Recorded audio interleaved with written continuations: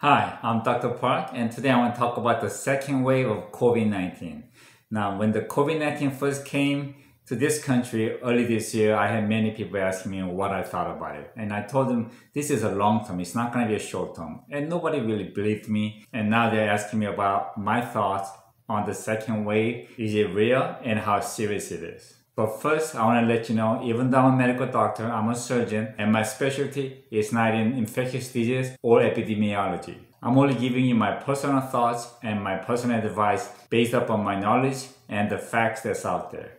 First question, is COVID-19 second wave coming? And the answer is yes. And if so, is that going to be worse than the first wave? And the answer is yes again. As most of us know, the history repeats itself. And if we look at 1918 Spanish flu, they estimated it killed at least 50 million people worldwide.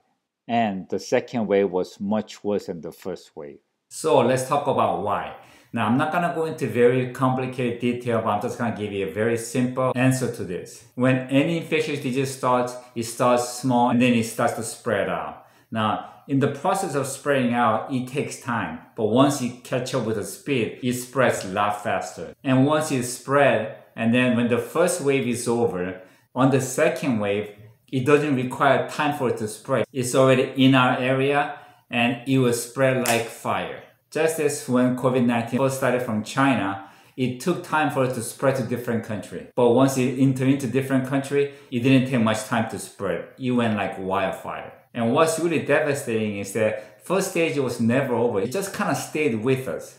So without any kind of interval, now we have a second wave coming and it's already in our land. And when the weather gets cold, that's when the virus really thrive in cold weather. So they spread faster and they could survive in the air much longer. So let's look at the fact on COVID-19 cases. Now, when you look at the COVID cases, you don't want to look at the total number because that can be deceiving, but you want to see the actual real-time daily cases. For example, like in global-wise, we have over 43 million cases, but if you look at the daily cases down here on the right corner, you can see recently the number has exploded.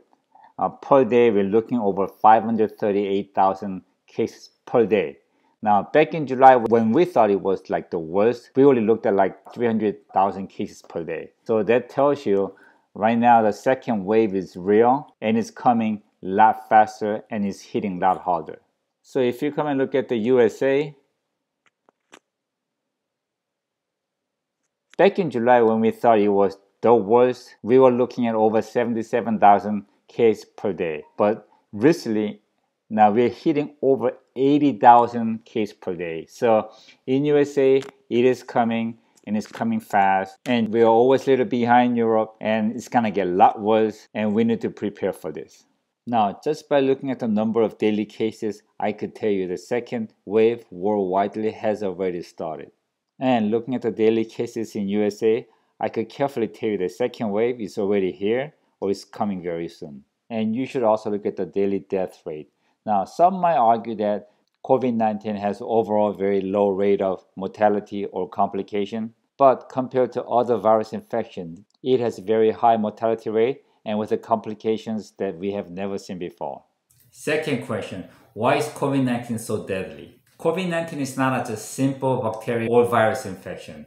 It transmits through the air, but it becomes a vascular disease. That's what the problem is. For unknown mechanism, COVID-19 tends to increase the number of platelets in our vascular system, causing blockage of blood supply to many organs, such as brain, kidney, lung, heart, even fingers and toes. So they have what they call a COVID toes or COVID finger. So just like frostbite, and they turn black, and sometimes they have to be amputated. And just like the fingers, now if you don't have blood supply going to different organs, it will cause the death of that organ. And when the organ gets to the point of no return, meaning it cannot revive again, then the organ will die, and obviously the person will die as well. And even if you survive, you will suffer with many complications. So this is a very painful death or very painful life even after surviving it. Third question is, do we have the treatment? Now, I personally believe we have very effective medications, but it's not available for everybody. Now, in every treatment, early intervention is the key. But unfortunately, those medication is available only for critically ill patients, where it's not most effective. Number 4 question, How do we prepare for it? You all went to the first wave, so you know what you need. I don't recommend you to stock up like for a year's supply, but I think at least 1 month supply is a good standard. And right now you could buy masks online. So you really should have enough to get you through the winter, because when the second wave hits, those masks is gonna be gone. And if you have some extra cash, hold on to it. When it comes to my family safety, I don't listen to all the medias, but I do my own due diligence, do the research, and make my own decision and ask God for my guidance. May God bless you and keep you safe.